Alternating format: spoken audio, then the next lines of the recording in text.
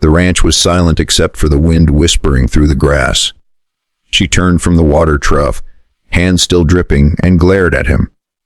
"Rancher, every time I bend down—" "You're watching me!" His jaw tightened beneath the shadow of his hat.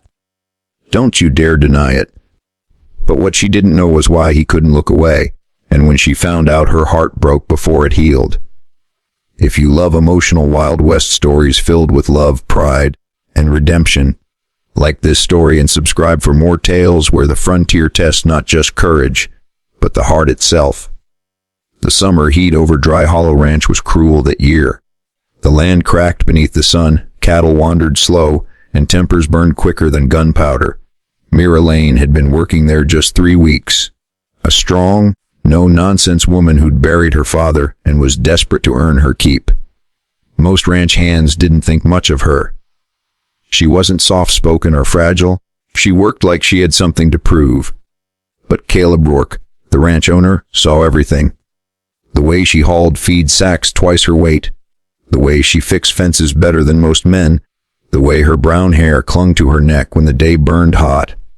He told himself he was just keeping watch, making sure she didn't hurt herself. But that wasn't the truth. And one afternoon, she caught him. Mira was drawing water from the trove, sweat shining on her arms, when she turned sharply. "Rancher," she said, voice sharp but shaking, "every time I bend down, you're watching me."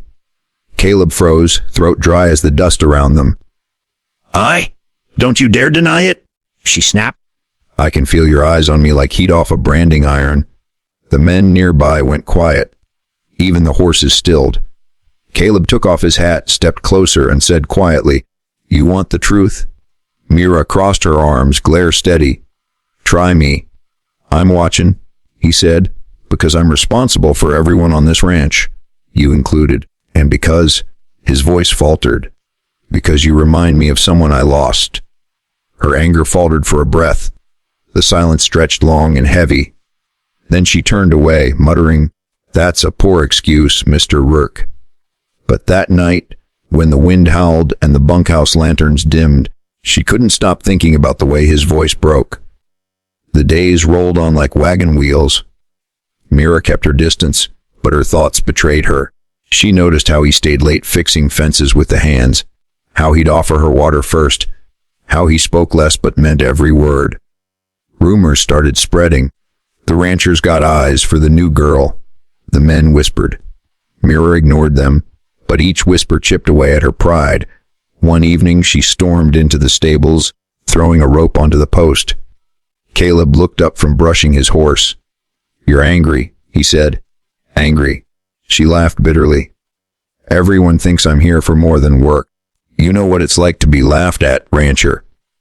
To be treated like you're worth less because you're a woman who works harder than they do." Caleb's jaw tightened. "More than you know." "Then stop staring at me," she said, tears of fury and exhaustion in her eyes. "Stop giving them reason to talk." He took a slow step forward, voice soft but strong. "I can't, Mira. Because I ain't staring out of lust or pity.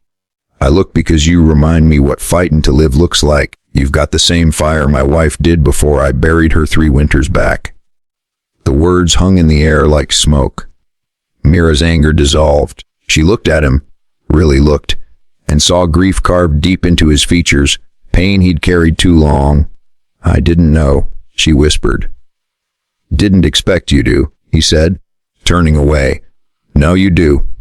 That night, as the fire crackled outside the bunkhouse, she found herself staring across the yard toward his cabin light. And for the first time, her anger softened into understanding. 2 days later, the storm came. Rain fell in torrents, lightning splitting the sky. The creek swelled into a raging current, threatening to tear through the lower fields. The ranch hands rushed to save the herd, shouting over the thunder. Mira was out there too, rope slung over her shoulder, refusing to stand aside. "You'll drown if you go down there," Caleb shouted. "Then we'll drown together," she yelled back. He jumped down after her, grabbing her arm as the flood rose. The current nearly swept them away, but he held tight. Together, they fought the raging water until the cattle were safe and the worst had passed. By the time they reached the barn, soaked to the bone, the fire inside him wasn't just from adrenaline. He looked at her, hair plastered to her face, eyes burning with that same fierce will. "You never listen?" he said hoarsely.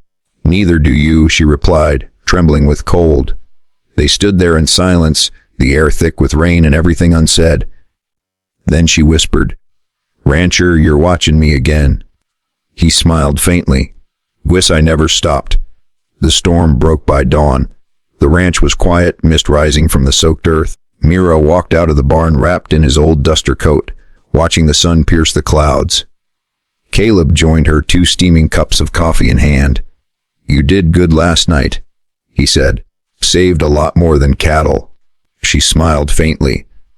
"You sure you're not just watching again?" He chuckled, shaking his head. "I'm looking, Mira. There's a difference." They stood side by side, watching the land come alive again. The grass shimmered under the new sun, and for the first time in years, Caleb felt something other than loss. "I was wrong about you," she said quietly. "Yeah, you don't just stare," she said. "You see?" He turned, her expression soft. "And what do I see now?" She looked up at him, meeting his eyes steady. Someone who's finally stopped running from ghosts. He took her hand rough and warm. "And you?" Someone who stopped hiding from herself. That morning, as the wind rolled across the fields, the ranch looked whole again. Not because the fences were mended or the storm had passed, but because 2 broken souls had found a reason to keep looking. If this story touched your heart,